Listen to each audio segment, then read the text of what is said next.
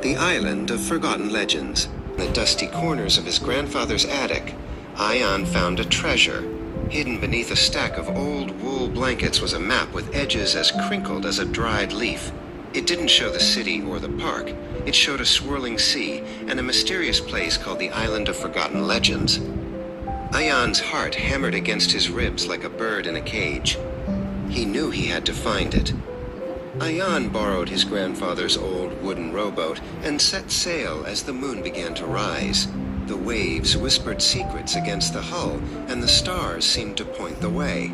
After hours of rowing, the mist parted.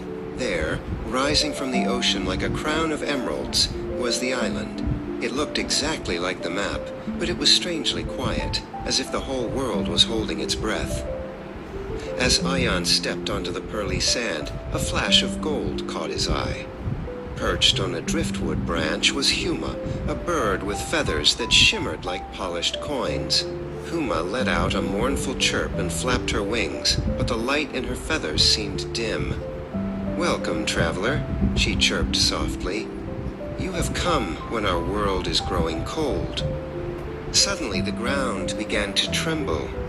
A wall of mossy rock rose up, revealing itself to be a giant named Slayton.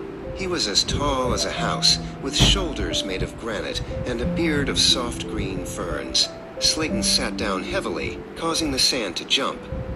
"The magic is leaving us, little one," the giant rumbled, his voice like stones rolling in a river. "Without the light, we are becoming nothing but ordinary rocks and birds." From the shadows of the jungle, two more creatures emerged. Argento, a fox with fur the color of moonlight and wings like silk, trotted forward. Riding on Argento's back was Pyra, a dragon no bigger than a kitten, with scales that flickered like a dying candle. Argento's silver wings trailed on the sand, and Pyra's tiny puffs of smoke were gray instead of bright orange. Pyra hopped off Argento's back and led Ayaan toward the center of the island. There, inside a cave of twisting roots, sat the memory crystal. It was a massive gem that should have been glowing with all the colors of the rainbow. Instead, it was dull and gray. "The crystal survives on stories," Pyra squeaked, pointing a tiny claw. "But the world has forgotten the old legends. If it goes dark, the island will vanish." Ayaan looked at his new friends. Huma the bird landed on a nearby root, her head bowed.